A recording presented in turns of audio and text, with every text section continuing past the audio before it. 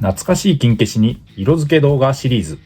今回は2008年発売の金消し復刻版パート1の夢の超人タッグ編モンゴルマンをペイントします。緑タイツの初代アニメカラーを参考に、いつものように水性アクリル塗料で色付けをしました。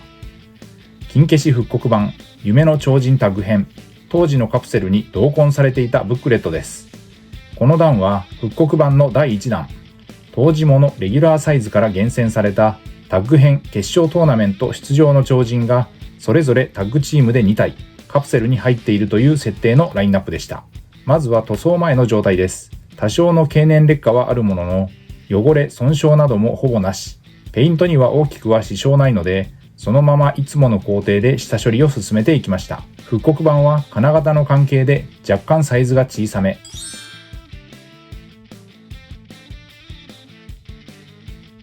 塗装後のレビューを先に。今回は初代アニメカラーリングイメージ、フェイスの書き込みなどが本当に難しい。基本的には肌カラーに赤、緑、黒による彩色になりました。下処理からペイントの様子は記録していますので、ここから詳しくご覧ください。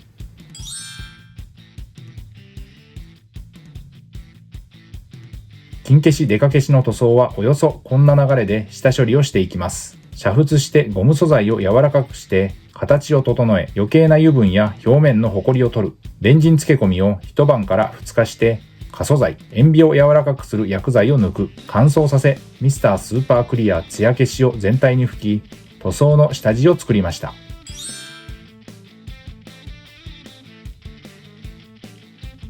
そして塗装です。ベースとして全身にまずパレホのゲームカラーデッドホワイトを塗りました。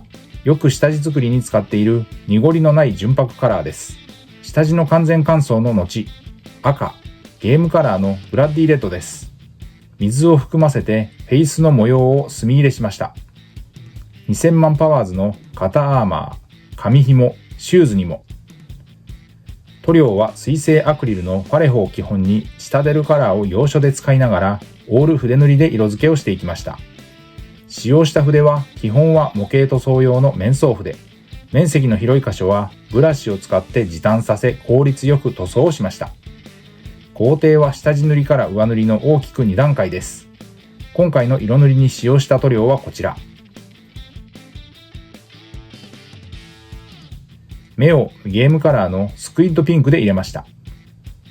そして肌カラーです。モデルカラーのベーシックスキントーンを使用しました。フィギュア塗装では文字通り標準的な肌カラー。塗装面積は大きいです。色ムラが出ないように下出るカラーのテクニカル、ラーミアンメディウムという溶剤塗料を使って水で薄めながら色をのせていきました。塗って別の箇所の作業のうちに乾いてくるので、結果的に2度ほどの重ね塗りでしっかり色をのせました。筆で塗りに行くとムラになってしまいがちなので、先端で叩いて色をのせるイメージで作業をしました。緑です。モデルカラーのミディアムオリーブ、フェイスの模様、そして肩アーマーのチェーンに。モデルカラーはパレホの筆塗りのスタンダードです。アニメカラーのモンゴルマン象徴的な黄緑のスウェット。モデルカラーのライムグリーンを使いました。先のミディアムオリーブよりも黄緑に近い色味。面積が大きいので無理せず、後ほどの重ね塗りを前提に塗り切りました。黒、ゲームカラーのブラックです。アーマーの塔の文字の書き入れとその縁取り。連発、頭部周りに。極細筆を使って丁寧に書き込み。これで一気に雰囲気が出てきます。ウォーズマンのスクリュードライバーで植物人間状態となったラーメンマンが行き着いた終点山でドクターボンベに黎明木から作ってもらったモンゴルマンマスク。超人タッグ編ではバッファローマンと2000万パワーズを結成し、準決勝まで勝ち上がりました。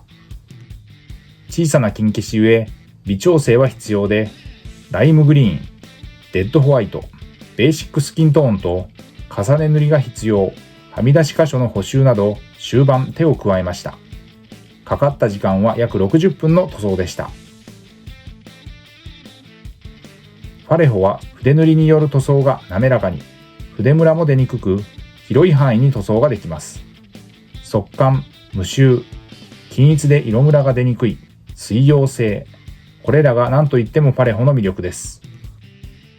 塗装後はソフト99コーポレーションのボデーペン、クリアを全体に吹き付け、乾燥させて完成です。台座をつけて塗装後です。フロントビューからリアビューまで。